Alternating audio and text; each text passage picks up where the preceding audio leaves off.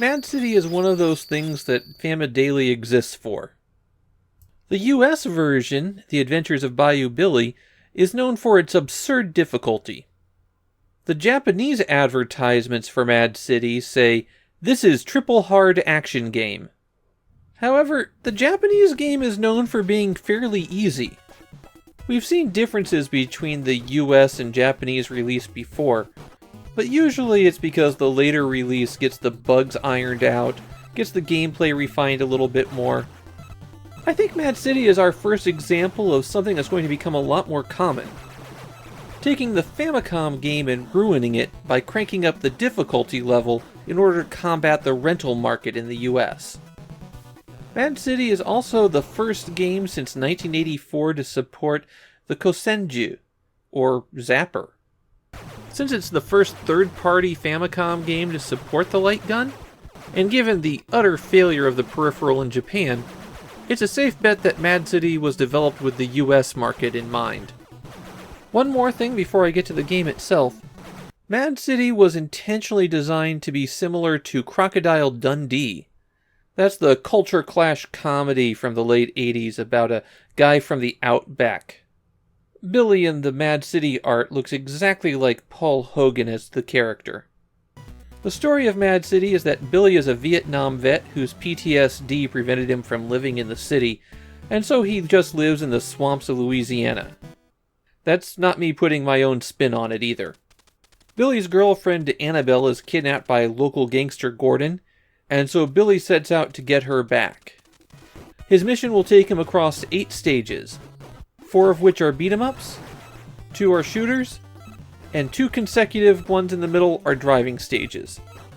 On the beat-em-up stages, the A button kicks, the B button punches, and pressing both of them simultaneously will perform a jump kick. It's a very similar control scheme to Double Dragon. Some of the enemies that you hit will drop their weapon, and you collect those just by walking on top of them. For most weapons, you attack with them just by pressing B, but if you pick up a gun, you have to hit select first. One warning about using the knife and gun: there's quite a few enemies that have bulletproof vests on. You have to kick that off of them first, and then those weapons will affect them. And if you wear their bulletproof vest, then all damage to you is reduced by half. One of the biggest differences between Mad City and The Adventures of Bayou Billy is that The Adventures of Bayou Billy made enemies do double damage to you, and you only did half damage to them. The enemies can already be a little bit tough in Mad City, so that was a change that just made the game frustrating. When you finish beating up all the enemies in that section, you have to walk yourself forward to the end of the screen to reach the next section. Every fight is its own little segment, and if you do get killed during one of those, you'll start at that segment. A useful tip to know about the combat: if you stand right on top of somebody, you can punch them and they can't hit you. It's a technique that's absolutely vital to use against bosses. The weapons are generally pretty good, but the whip in particular is important. Its long reach prevents you from taking too much damage as Billy. In general, I found the jump kick to be a pretty useless maneuver.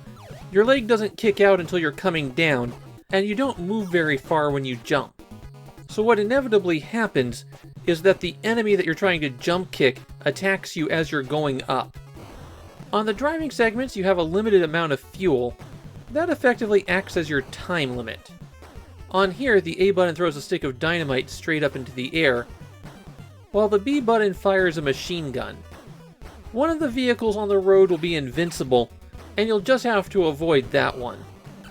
A difference between regions on this type of stage is that in Mad City, your car has a life bar, while in Adventures of Bayou Billy, any little bump will destroy it instantly. The final type of gameplay is the shooting stage. Here, if you're using the controller, both A and B are rapid-fire shots. You'll have to collect bullets as you go, otherwise you'll run dry.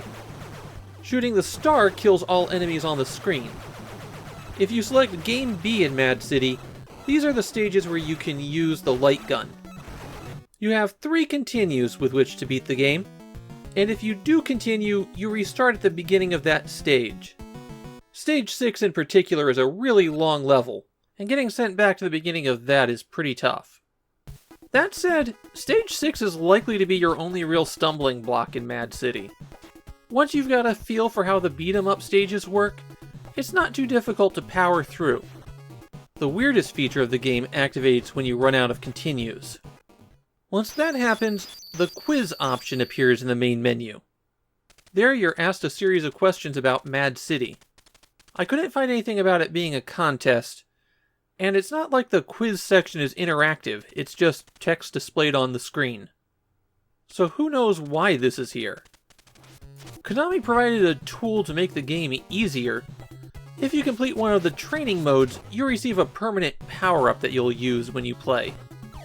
However, having that active means that when you reach the end of the game, you don't get to watch the ending. Instead, you're told to play again without the training. Bayou Billy has a pretty bad reputation in the US, but Mad City's actually pretty good. I wouldn't call it top tier. The beat-em-up sections that make up the bulk of the game are closer to the first Kunio game than Double Dragon. And I can't say I'm really fond of the driving segments. The way you have to press up to accelerate, and how the invincible car bounces back and forth gets really annoying. And it's also a really short game. With just a little bit of practice, you'll be clearing the game in about 10 minutes. Mad City actually reminds me a lot of Golgo 13 on the Famicom. Like that game, it's an ambitious attempt to merge a lot of different playstyles together in order to form a more cinematic adventure. But by not focusing on a single one, it also doesn't do any of them really well. And the result is an interesting game, but not a brilliant one. It's only the skill of the developers at Konami that make it as playable as it is.